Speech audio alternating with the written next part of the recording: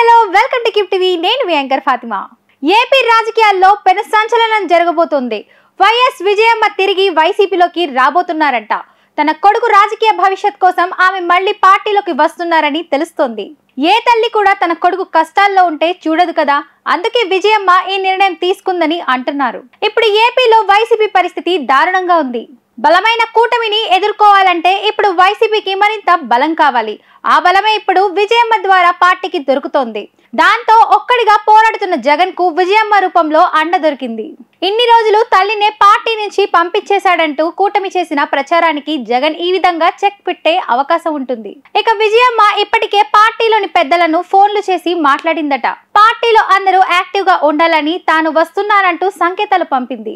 Party బలోపేతం కోసం కార్యకర్తలకు దిశానిర్దేశం చేయాలని త్వరలోనే ఓ పెద్ద మీటింగ్ ని పెట్టి అందరితో మాట్లాడతానంటూ చెప్పిందంట విజయమ్మ. ఈ విషయం ఇప్పుడు ఏపీ రాజకీయాలను మలుపు తిప్పే అవకాశం ఉందని అంటున్నారు. ఎందుకంటే విజయమ్మ మీద, వైఎస్ మీద ఇప్పటికే ఏపీ ప్రజల్లో మంచి పాజిటివ్ వే ఉంది.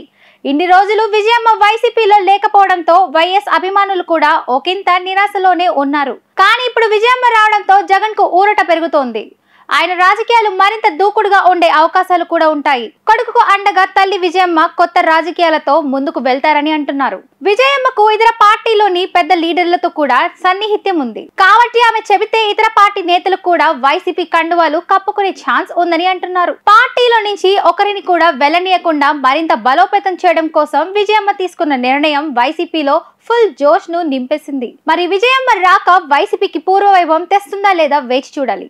ఇప్పుడు ఆపరేషన్ లేకుండానే మోకాళ్లకు ప్లాస్మా ట్రీట్మెంట్. మీ ఆర్థోపెడిక్ సమస్యలన్నిటికీ రోబోటిక్ టెక్నాలజీ ద్వారా తక్కువ ఖర్చుతో శాశ్వత పరిష్కారం. Free consultation. ప్రతి ట్రీట్మెంట్ పై 20% డిస్కౌంట్.